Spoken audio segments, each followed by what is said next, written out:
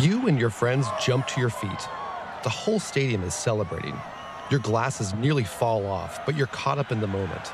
Your team just scored the winning touchdown. A notification flashes across your vision. Live bet. What color will the Gatorade shower be? It's your augmented reality glasses at work. You nudge your friend, grinning. He sees the wager too. With a quick gesture each, you place your bets. You choose purple. He chooses orange. Your glasses show the odds shifting as more people join in. Then, your glasses zoom in on the sidelines. The players are huddling. Someone grabs the cooler. What will it be? The coach flinches as a tidal wave of bright purple crashes over her head. Your friend tosses up his hands in exaggerated defeat as you pump your fist. This is the future of sports and entertainment. Welcome to Design This Day, a podcast about the future, the futures we want, and the people working right now to make those futures real. I'm your host, Devin Liddell. I'm a futurist at Teague. I spend a lot of my time thinking about the gap between present challenges and future solutions. Today, I'm speaking with Jessica Speigel, Vice President of Product Design at Fanatics Betting and Gaming. Legal changes in recent years have opened the door for mobile sports betting in the U.S., placing designers like Jessica at the forefront of shaping fan experiences. And Jessica is no stranger to large tech and entertainment projects. Before Fanatics, she played a key role in shaping digital experiences at HBO and Amazon. We talk about how to make data visualization fun, what innovators can learn from sports betting even if they have never placed a bet in their life, and what all of this has to do with something called the Knowledge Navigator, circa 1987. But first, here's Jessica on why her career in sports betting came as a surprise, even to her. I've done a lot of different things. I do not love solving the same problem over and over again. It is no fun to me. I find it boring. And so I've always been kind of trying to chase the next thing. So like in the early internet, it was e-commerce, and then like went into did lots of Flash work. It was all Flash all the time. And nice. And then I know, right? I'm like aging myself here horribly. I'm there with you, so it's good. Okay, good. Whew. But the thing that was so interesting about HBO in particular is you're designing a multimodal experience. It's like TVs are not things that like a lot of people get to design for. And then with betting and gaming, I was like at the point, I had been at HBO for 7 years. And one of the guys that was on my team at HBO was actually the first design hire at Fanatics Betting and Gaming. He was hired as a principal product designer, and he was like, you have to meet the leadership here. It's amazing. So I was like, really? Because, and I'll admit this, I kind of judged the books by the covers. Like it looked like a lot of guys, sports guys kind of doing the thing. And I had a conversation with the CPO, and I had a conversation with the CEO, and I was so impressed because what they were trying to do was build something better for customers. Because the thing that's like really interesting about like sports betting apps right now is that they all follow what's been kind of established in the UK, Australia, since it's been legal there for so much longer. And they're not like super great experiences. It looks like a spreadsheet. I remember the first time I opened it up and I was just like, what am I looking at? But they were really interested in kind of changing the face of sports betting. In sports betting, you can bet on things like who will win a game, what the final score will be, or even more specific details like how many points a particular player will score. The odds are set by sportsbooks, such as Fanatics. Jessica joined Fanatics in 2022 when legal sports betting was still relatively new to the scene. Gambling and horse and dog racing had been legal in many states for years, but most types of sports betting was still banned until 2018, when a Supreme Court decision struck down the ban. Like many activities, sports betting quickly moved online. You can now bet on almost any sport, no matter where you are, as long as it is legal in your state. In 2022, these new sports betting apps were powerful, but they were not that user-friendly. The spreadsheet interfaces were in desperate need of a redesign. Jessica knew that industry outsiders, like herself, could provide the fresh perspectives needed to push the industry into new territory. Our CEO very intentionally hired people like 50% from the industry and 50% from out of the industry on purpose, even though obviously it took some of us a little bit more time to ramp up. Like you're going to have a much more diverse team. You're going to have like better, longer lasting ideas, et cetera. I mean, it's all of diverse teams come up with better ideas. So Yeah, exactly. Full stop. That should be the primary motivation, actually, right? totally. It's not Yeah. people, I think, mistake it as some sort of like feel good story. No, it's Yeah, actually no. it's totally Business imperative. only a Yeah. business imperative. If you want great ideas, you need diverse teams. That's it. Yes, exactly. Not complicated. And I don't want to keep stepping back too far, but I do love that you compared. I mean, you kind of described a lot of what you do as like problem solving, right? So I'm curious, what is the biggest sort of user experience problem you're solving within sports betting? At Fanatics, we need to help people find bets. And then you want to research. So the stats piece of it, that's kind of implied in finding a bet, but you kind of hone in, you find the thing that you want, you do a little bit of research to make sure that it's a good choice that you're making. And then you convert on that content, you make a bet on it, and then you track it. I like the phrase good choice, by the way, when it comes to betting too. It does seem like intuition, hunches, those seem sort of equally or as powerful, I should say, as data, right? Like the data says that I should bet this way, but my hunch says I should bet this other way. Like, and my guess is that most people kind of go with their hunches. And that's also taps into the entertainment part of it as well. Like you're not entertained by cold data necessarily. Right. Yeah. But that's where it's like, I'm like, I'm almost showing my support a little bit too, Whether you are placing deeply researched bets or just making a wager for fun, this kind of interactive engagement has the potential to gamify other aspects of life. This is something I've thought about a lot in my work as a futurist. Gamification could be applied to our carbon footprints, making sustainability fun and measurable and even competitive.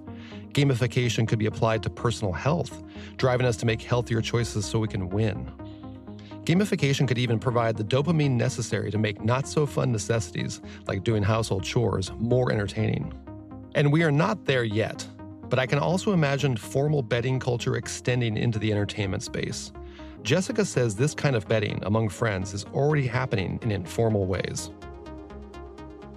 We had so much fun last Super Bowl because the Travis and Taylor relationship was new. And so we were like, could you bet on what color lipstick Taylor's going to wear? Like, really open it up. Like, what's she going to wear?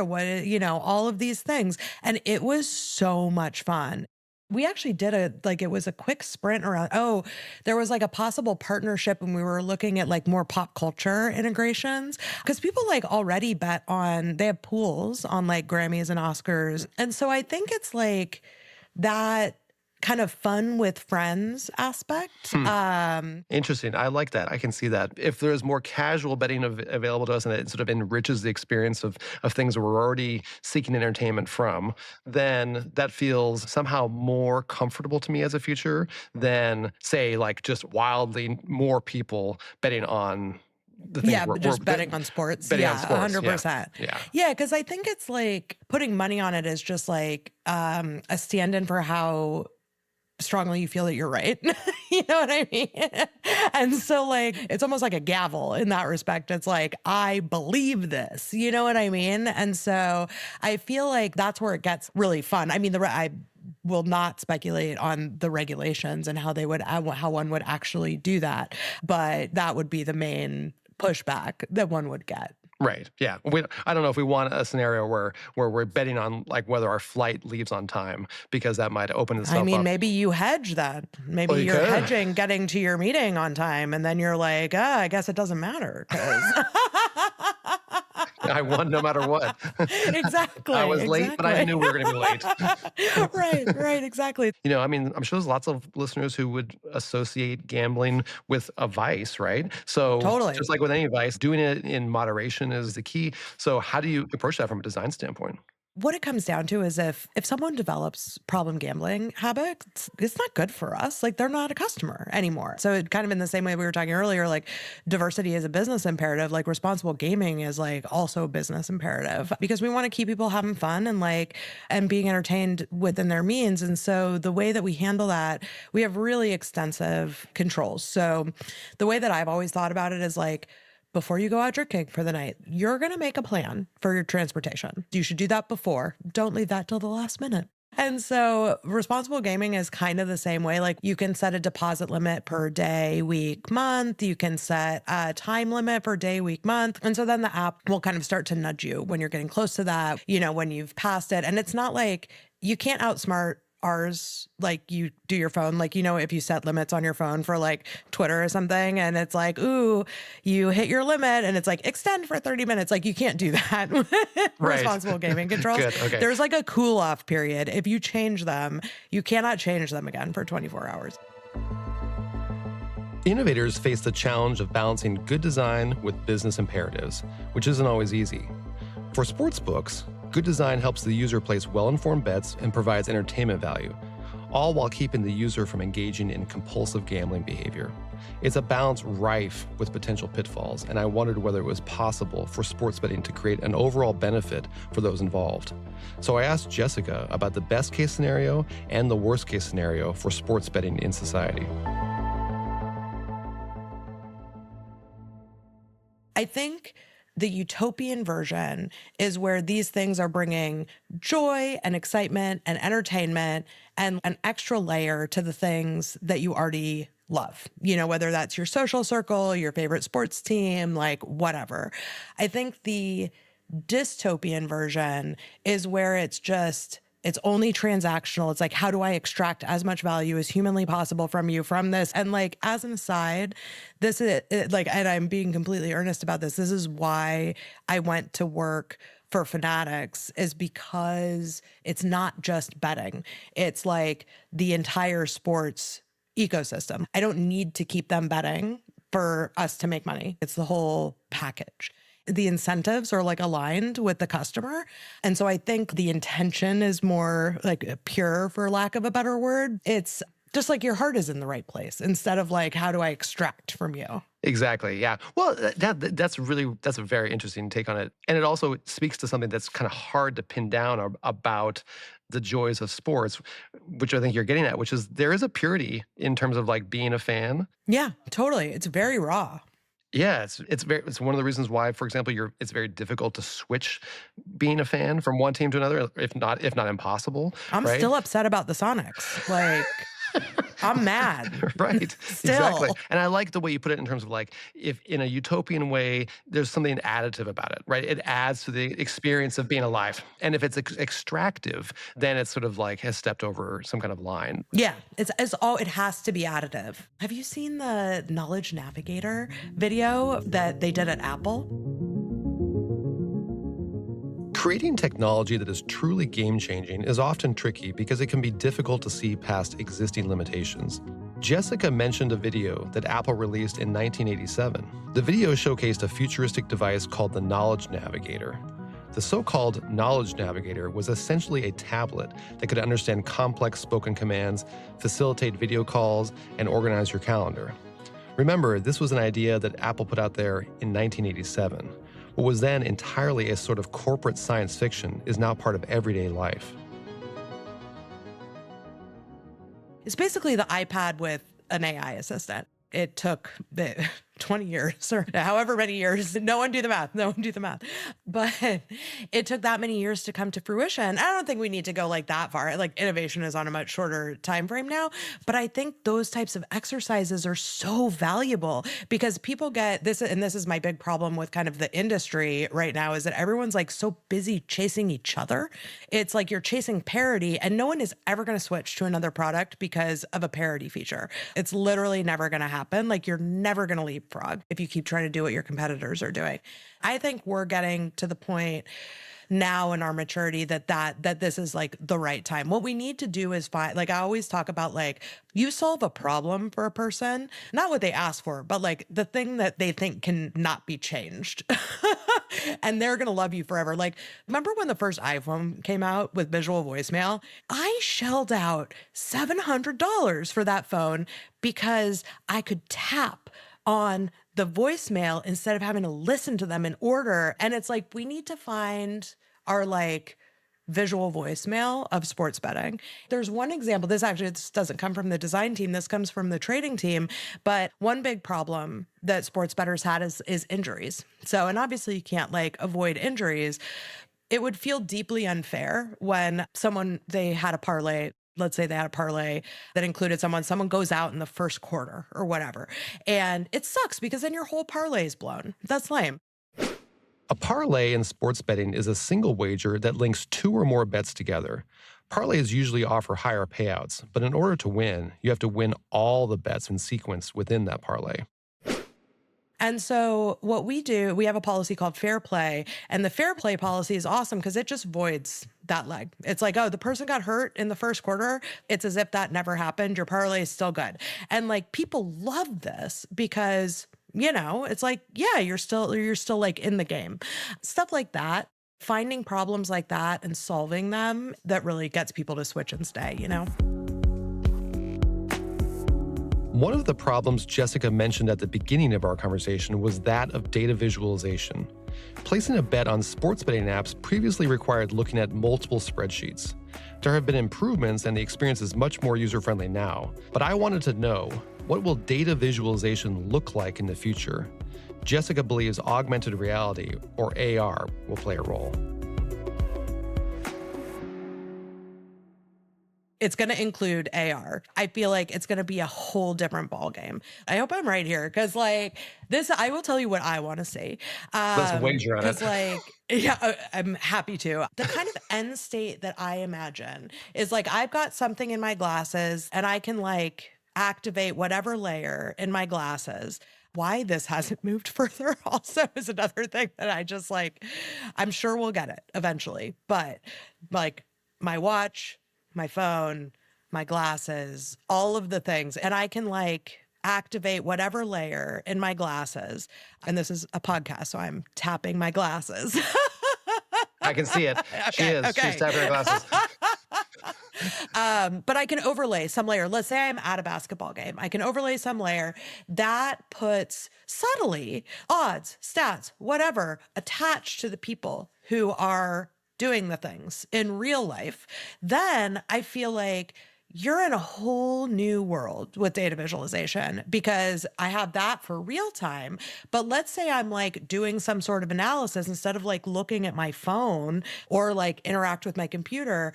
I'd rather it just be in front of my vision here. And then I can talk to it and have it change in my vision instead of we think about all these overwrought gestures. I feel like the combination a better screen technology and natural language is going to change all of that. Cause then you just don't need all of the manipulation anymore. Cause it's I'm interacting with it naturally, like I would a person showing it to me instead of having to do it gesturally with my hands. Right. This is purely anecdotal, but I have one of my kids is actually interested in the Ray-Ban Meta collaboration. Oh, cool. And I said to him, I said, well, what's the use case that you find most compelling? And yes, I do talk to my kids that way. But my son said, and this surprised me because I thought it would be visual. But yeah, the use case that he was most compelled by, at least the one he mentioned first, was the ability to have the glasses on and hear things that others could not hear him listening to. Oh, that's so interesting. He doesn't have, he doesn't have, earbuds in. So it's auditory. But I think that kind of dovetails a little bit with where you went with it, which is that there is an interesting relationship between how we visualize data and how hearables could that's super be a source smart. of some richness that we haven't quite mined yet. So yeah. Okay, cool. I did want to ask you though, are there industries that should borrow from you? Meaning, should healthcare visualize its data along the lines of, sports betting? Would that be more compelling? Maybe. Yeah. I don't know. I look at my chart and I'm not. My chart is a mess. It's a mess. I actually said this just as an aside. I was talking to my doctor once and I was like, God, I would love to fix your software. And he was he looked at me with dead eyes and he was like, you really don't work in healthcare. And I was like, oh my God, what did they do to you? Oh no, we'll talk about that later. Yeah. I was just but no, I think the thing that and this makes me upset about how people treat customers just kind of in general. But people underestimate customers all the time. They're like, people don't read. People aren't going to pay attention to that. It's like, sure, if they're not interested in it, but like you give them something that they're interested in and they will devour literally every piece of data on it. And so like there's this tendency to like oversimplify and hide. And I think people should just give customers more credit. If they want a thing, give them the thing and give them all of the information about the thing. Like, sure, use progressive disclosure, but like, don't condescend. Right. I love that.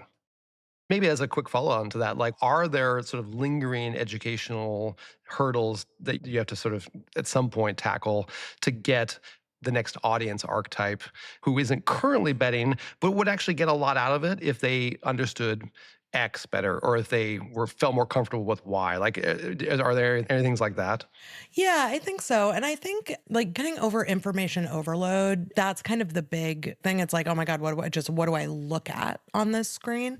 Because they are more, or I should say less sensitive to lots of stuff on the screen than like most people are, because I would say they're more experts. They're kind of looking for a specific thing. And it's like, okay, I want the complexity. Like if I was looking at a stock market thing, I would want all of the information. Like don't hide the complexity from me.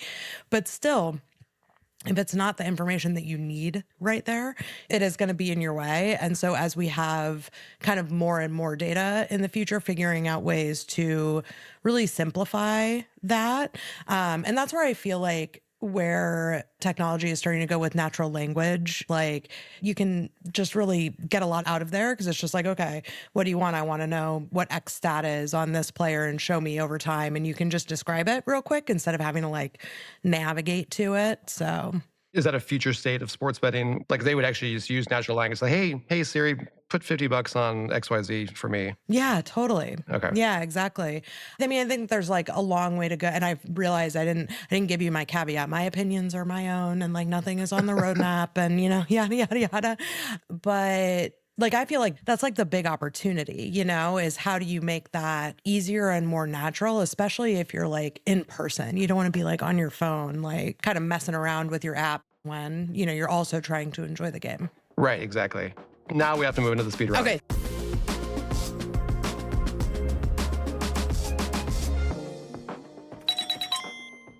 The first one is, what's your take on the most overhyped technology? Yeah, it's definitely VR.